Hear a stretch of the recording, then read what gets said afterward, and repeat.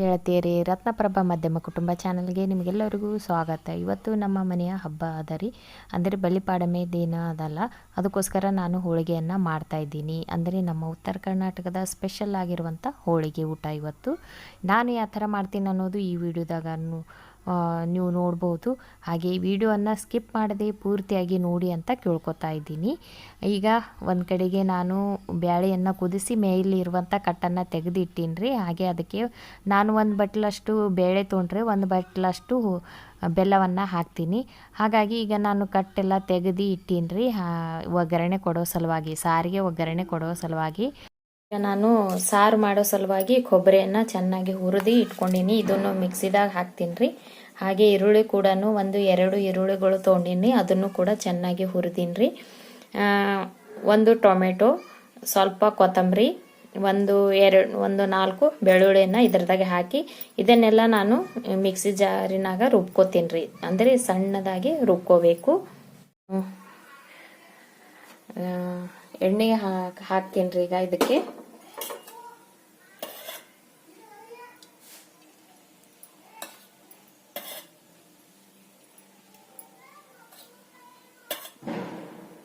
ಸ್ವಲ್ಪ ಇದು ಸಾರು ಸಲುವಾಗಿ ಎಣ್ಣೆ ಕೂಡ ಸ್ವಲ್ಪ ಜಾಸ್ತಿನೇ ಇರಬೇಕು. ಒಂದು 4 ಚಮಚದಷ್ಟು ಎಣ್ಣೆಯನ್ನು ಹಾಕಿನ್ರಿ. ಇದು ಸ್ವಲ್ಪ ಎಣ್ಣೆ ಸ್ವಲ್ಪ ಗರಂ ಆಗಲಿ. ಎಣ್ಣೆ ಬಿಸಿಯಾಗಿದೆ. ಈಗ ನಾನು ಜೀರಿಗೆಯನ್ನು ಹಾಕ್ತಾ ಇದ್ದೀನಿ. ಸ್ವಲ್ಪ ಬೆಳಕು ಕೂಡ ಸ್ವಲ್ಪ ಕಡಿಮೆನೇ ಅದ ರೀ, ಹಾಗಾಗಿ ಅಷ್ಟು ಚೆನ್ನಾಗಿ ಕಾಣ್ತಾ ಇಲ್ಲ. ಕೆರಿಬೇವು,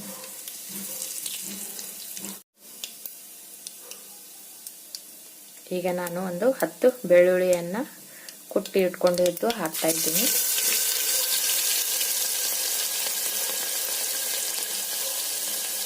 ಈಗ ಇದನ್ನ ಸ್ವಲ್ಪ ಚೆನ್ನಾಗಿ ಕಲಿಸಬೇಕು.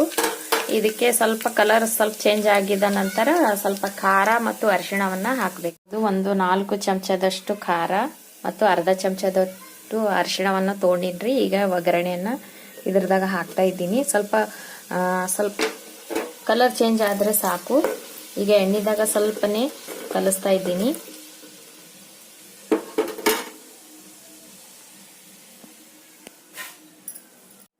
ಈಗ ನೋಡ್ರಿ, ನಾನು ಕಟ್ಟಿನ ಸಾರನ್ನ ಹಾಕ್ತಾ ಇದ್ದೀನಿ.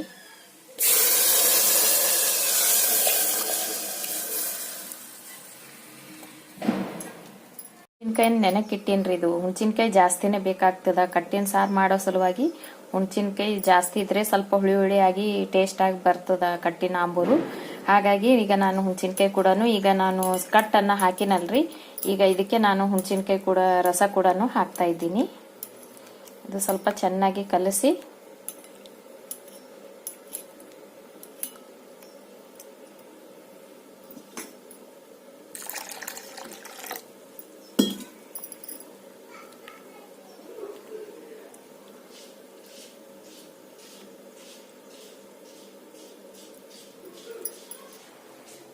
ಈಗ ನಾನೇನು ಹುಣಸಿನಕಾಯಿ ಕಲಸಿನಲ್ರಿ, ಇದನ್ನು ಕೂಡ ನಾನು ಸಾರಿನಾಗ ಹಾಕ್ತೀನಿ.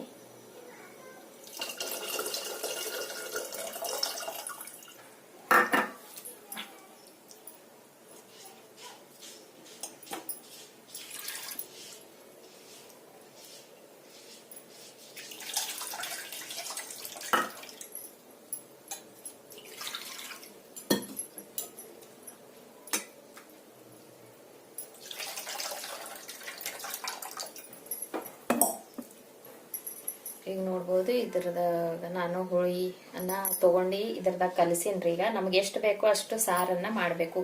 ನಮ್ದು ಉತ್ತರ ಕರ್ನಾಟಕದ ಸ್ಪೆಷಲ್ ಆಗಿರುವಂತ ಆಂಬೂರ್ ಇದು, ಹೋಳಿಗೆ ಆಂಬೂರ್ ಇದು. ಇದಕ್ಕೆ ನಾವು ಎಷ್ಟು ಬೇಕೋ ಅಷ್ಟು ರುಚಿಗೆ ತಕ್ಕಷ್ಟು ಉಪ್ಪನ್ನ ಹಾಕ್ತಾ ಇದ್ದೀನ್ರಿ.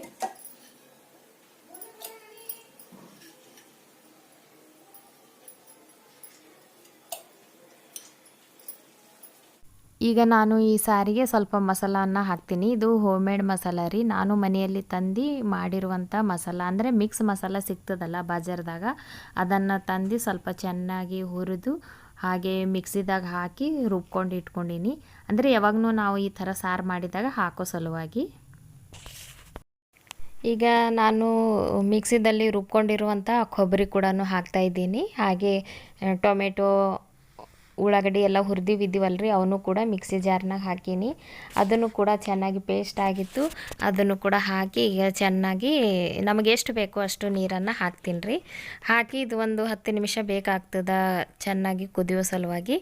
ಅಂದರೆ ಸ್ವಲ್ಪ ಚೆನ್ನಾಗಿ ಕುದೀತಂದರೆ ಟೇಸ್ಟ್ ಕೂಡ ಅಷ್ಟು ಚೆನ್ನಾಗಿ ಬರ್ತದೆ. ಎಲ್ಲ ಹುರಿದಿರ್ತೀವಲ್ಲ ಅಷ್ಟೇನು ಎಣ್ಣೆದಾಗೇನು ಫ್ರೈ ಮಾಡೋದು ಬೇಕಾಗಂಗಿಲ್ಲ ರೀ. ಹಾಗೆ ಡೈರೆಕ್ಟ್ ಹಾಕಿ ಕಟ್ಟಿನ ಸಾರನ್ನ ಹಾಕಿ ಕುದಿಸೋರು ನಡೀತದೆ ರೀ. ಈಗ ನಮ್ಗೆ ಎಷ್ಟು ಬೇಕೋ ಅಷ್ಟು ಸಾರನ್ನು ಮಾಡಿದೆ. ಈಗ ಸಾರು ಕೂಡ ಈ ಥರ ಆಗಿದೆ ನೋಡ್ರಿ.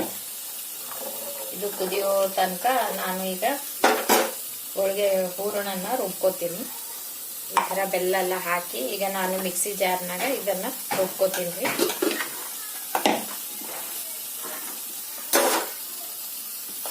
ಇದನ್ನು ಚೆನ್ನಾಗಿ ಪೇಸ್ಟ್ ಥರ ರುಬ್ಕೋಬೇಕು.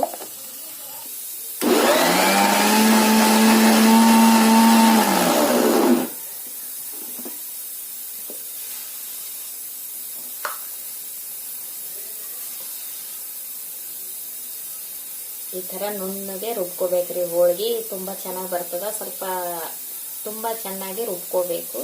ರುಬ್ಕೊಂಡಾಗ ಹೋಳಿಗೆ ಕೂಡ ಚೆನ್ನಾಗಿ ಬರ್ತದೆ. ಇದು ನೋಡ್ರಿ ಹೂರಣ ಕೂಡ ಎಷ್ಟು ಚೆನ್ನಾಗಿ ರುಬ್ಕೊಂಡಿನಿ. ಈಗ ನಾನು ಹೋಳಿಗೆ ಮಾಡೋ ಸಲುವಾಗಿ ಇದನ್ನು ರೆಡಿ ಮಾಡಿ ಇಟ್ಕೊಂಡಿನಿ. ಈಗ ಹೂರಣ ಆಗಿದೆ ಮತ್ತು ಹಾಗೆ ಹಿಟ್ಟು ಕೂಡ ನೆಂದಿದೆ. ಈ ಥರ ಅಳಸಾಗಬೇಕು. ಚಪಾತಿಗೆ ಹಿಟ್ಟಿನ ಥರ ಇರಬಾರ್ದು. ಇದು ಕೂಡ ಪೂರ ಚೆನ್ನಾಗಿ ಮೆದು ಆಗಿ ನಾದಬೇಕಾಗ್ತದ್ರಿ. ಇನ್ನೊಂದ್ಸಲ ನಾದ್ಕೊಂಡು ನಾನು ಹೋಳಿಗೆಯನ್ನು ಮಾಡ್ತೀನಿ.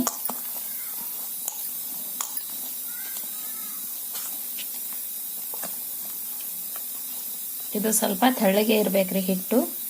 ಈಗ ನೋಡ್ರಿ ಈ ಥರ ಚೆನ್ನಾಗಿ ಮೆತ್ತ ಸಾಫ್ಟ್ ಕೂಡ ಆಗ್ಯದ್ರಿ. ಈಗ ಇದು ಹೋಳಿಗೆ ಮಾಡ್ಲಿಕ್ಕೆ ರೆಡಿ ಆಗೈತ್ರಿ. ಸಾರು ಕೂಡ ರೆಡಿಯಾಗಿದೆ. ಈಗ ನೋಡ್ರಿ ಎಷ್ಟು ಘಮ ಘಮ ವಾಸನೆ ಕೂಡ ಎಷ್ಟು ಚೆನ್ನಾಗಿ ಬರ್ತಾ ಉಂಟು. ಇದರದಾಗ ನೀವು ಬೇಕಾದರೆ ಬೆಲ್ಲ ಕೂಡ ಹಾಕೋಬಹುದು. ಕಟ್ಟಿನ ಸಾರು ಹೋಳಿಗೆ ಸಾಂಬಾರು ರೆಡಿ ಆಗ್ಯದ್ರಿ. ಈಗ ಇಲ್ಲಿ ಅನ್ನ ಕೂಡ ರೆಡಿ ಆಗ್ತಾ ಇದೆ.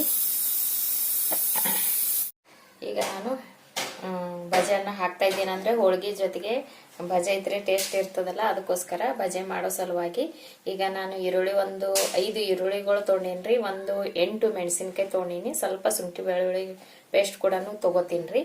ಈಗ ಇದನ್ನೆಲ್ಲ ಹಾಕಿ ಸ್ವಲ್ಪ ಚೆನ್ನಾಗಿ ಕಲಿಸ್ತೀನಿ.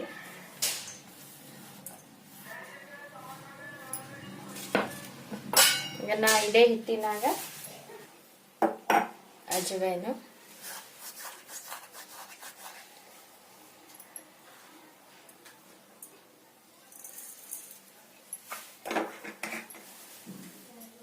ಉಪ್ಪು ರುಚಿಗೆ ತಕ್ಕಷ್ಟು, ಅಡಿಗೆ ಸೋಡಾ ಸ್ವಲ್ಪ ಅರ್ಧ ಚಮಚಕ್ಕಿಂತ ಸ್ವಲ್ಪ ಕಡಿಮೆ. ಈಗ ಇದನ್ನೆಲ್ಲ ಹಾಕಿ ಚೆನ್ನಾಗಿ ಕಲಿಸ್ತೀನಿ. ಕಲಿಸಿದ ನಂತರ ಈಗ ನಾನು ಕಡಲೆ ಹಿಟ್ಟನ್ನು ಹಾಕ್ತಾ ಇದ್ದೀನಿ.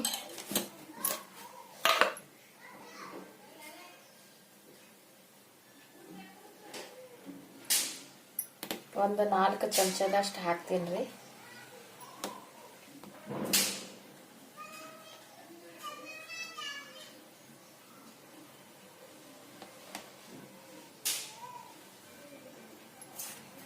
ಮತ್ತೆ ಬೇಕಾದರೆ ಮತ್ತೆ ನೋಡಿ ಹಾಕೋಬಹುದು.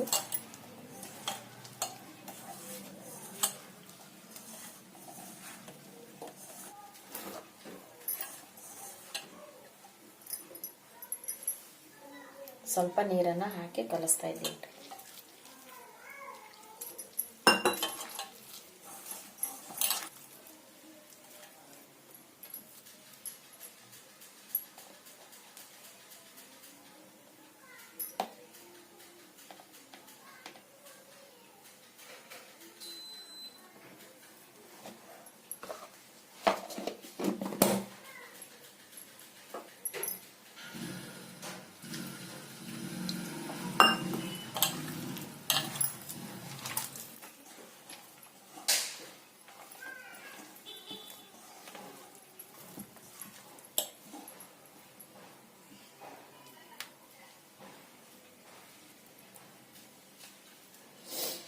ಈಗ ಇದು ಹಿಟ್ಟು ಚೆನ್ನಾಗಿ ಕಲಸಿನ್ರಿ. ಇದು ಒಂದು 10 ನಿಮಿಷ ನಾನು ನೆನಿಲಕ್ಕ ಬಿಡ್ತೀನಿ.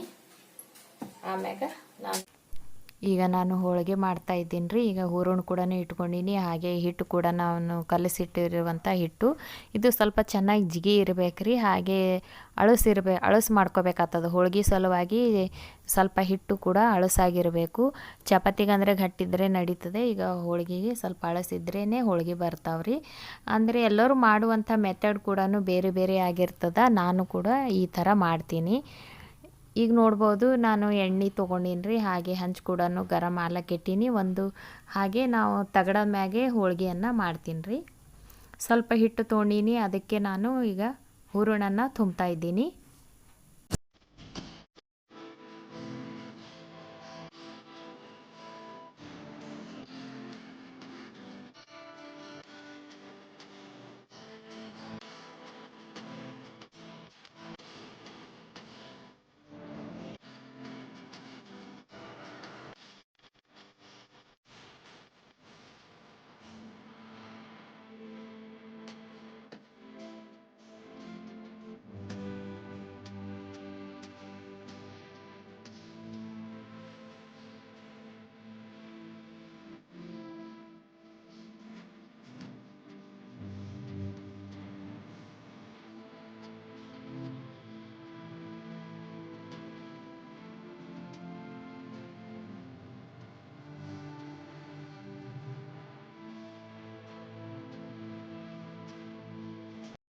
ಈಗ ನಾನು ಹೋಳಿಗೆಯನ್ನು ಈ ಥರ ಲಟ್ಟಿಸ್ತೀನಿ. ಅಂದರೆ ತೆಳುವಾಗಿ ಲಟ್ಟಿಸ್ಬೇಕು ರೀ, ದಪ್ಪ ಇರಬಾರ್ದು. ಎಲ್ಲ ಕಡೆಗೆ ಸಮವಾಗಿ ಲಟ್ಟಿಸ್ಬೇಕು. ಅಂದರೆ ಹೋಳಿಗೆ ಕೂಡ ತುಂಬ ಚೆನ್ನಾಗಿ ಉಬ್ಬಿ ಬರ್ತಾವೆ ರೀ. ಈಗ ನಾನು ಆದ ಹೋಳಿಗೆ ನಮ್ಮ ಉತ್ತರ ಕರ್ನಾಟಕದ ಸ್ಪೆಷಲ್ ಆಗಿರುವಂಥ ಹೋಳಿಗೆ ರೆಡಿ ಆಗ್ಯದ್ರಿ. ಈಗ ಇದು ಹೋಳಿಗೆ ಆಗಿದ ನಂತರ ಈಗ ನಾನು ಬಜೆ ಕೂಡ ಕರಿತಾ ಇದ್ದೀನಿ. ಅಂದರೆ ಹೋಳಿಗೆ ಜೊತೆಗೆ ಬಜೆ ಇದ್ರೂ ಟೇಸ್ಟ್ ಆಗಿರ್ತದಲ್ಲ, ಅದಕ್ಕೋಸ್ಕರ ಬಜೆ ಮಾಡ್ತಾಯಿದ್ದೀನಿ. ಅಂದರೆ ಈರುಳ್ಳಿಗಳೆಲ್ಲ ನಾನು ದಪ್ಪ ದಪ್ಪನೇ ಕಟ್ ಮಾಡೀನಿ. ಹಾಗೆ ಮೆಣಸಿನ್ಕಾಯಿ ಕೂಡ ದಪ್ಪ ಕಟ್ ಮಾಡೀನಿ. ಉದ್ದಕ್ಕೆ ಕಟ್ ಮಾಡಿದ್ರೆ ಪಕೋಡ ಆಗ್ತದೆ ಅಂಥೇಳಿ ನಾನು ಈ ಥರ ಗೋಲಾಗಿ ಕಟ್ ಮಾಡ್ತೀನಿ. ಇದರದಾಗ ಒಂದೊಂದು ಸಲ ನಾನು ತರಕಾರಿ ಕೂಡ ಹಾಕ್ತೀನಿ ರೀ. ಆಲೂ ಬದ್ನಿಕಾಯಿ ಈ ಥರನೂ ಕೂಡ ಹಾಕ್ತೀನಿ. ಬದ್ನಿಕಾಯಿಗಿಂತ ಆಲೂ ತುಂಬ ಚೆನ್ನಾಗಿ ಆಗ್ತದೆ. ಉಳ್ಳಾಗಡ್ಡಿ ನಾನು ಯಾವ ಥರ ಕಟ್ ಮಾಡ್ತೀನಲ್ಲ ಅದೇ ಥರ ನಾನು ಆಲೂ ಕೂಡ ಕಟ್ ಮಾಡೇ ಹಾಕ್ತೀನಿ. ನೀವು ಭೀ ಈ ಥರ ಮನೆಯಲ್ಲಿ ಟ್ರೈ ಮಾಡಿರಿ ನೋಡಿರಿ, ತುಂಬಾ ಟೇಸ್ಟ್ ಆಗಿರ್ತದೆ. ಈ ಥರ ಬಜೆ ಮಾಡಿ ನೋಡಿರಿ, ತುಂಬ ಟೇಸ್ಟ್ ಆಗಿರ್ತದೆ. ಅಂದರೆ ಹೋಳಿಗೆ ಜೊತೆಗೆ ಮಾತ್ರನೇ ಇದು ಟೇಸ್ಟಾಗಿ ತುಂಬ ಹಬ್ಬದ ಊಟ ಅಂತಂದ್ರೆ ಇದು ಬಜೆ ಮಾಡಿದ್ರೆ ಮತ್ತು ಹಾಗೆ ಬದ್ನಿಕಾಯಿ ಪಲ್ಯ ಮಾಡಿ ಸಾರು, ಕಟ್ಟಿನ ಸಾರು, ಹೋಳಿಗೆ ಈ ಥರ ಮಾಡ್ತೇವಲ್ಲ, ಹಬ್ಬದ ಊಟ ಅಂದರೆ ಭರ್ಜರಿ ಆಗಿರ್ತದೆ ರೀ ನಮ್ಮ ಉತ್ತರ ಕರ್ನಾಟಕ ಕಡೆಗೆ. ಈಗ ನಾನು ಈ ಥರ ಬಜೆ ಎಲ್ಲ ಮಾಡಿದ ನಂತರ ಅಡುಗೆ ಎಲ್ಲ ರೆಡಿಯಾಗಿದೆ. ಈಗ ಊಟ ಕೂಡ ಮಾಡಬೇಕು. ಹಾಗೆ ಹೊಸಬ್ರು ನನ್ನ ಚಾನಲನ್ನು ನೋಡ್ತಾ ಇದ್ರಿ, ಸಪೋರ್ಟ್ ಕೂಡ ಮಾಡ್ತಾಯಿದ್ರಿ.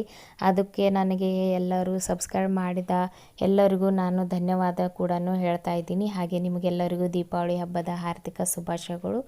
ಹಾಗೆ ಒಂದೊಂದು ಸಲ ವೀಡಿಯೋ ಕೂಡ ಮಾಡ್ಲಿಕ್ಕೆ ಮನಸ್ಸಾಗಂಗಿಲ್ಲ.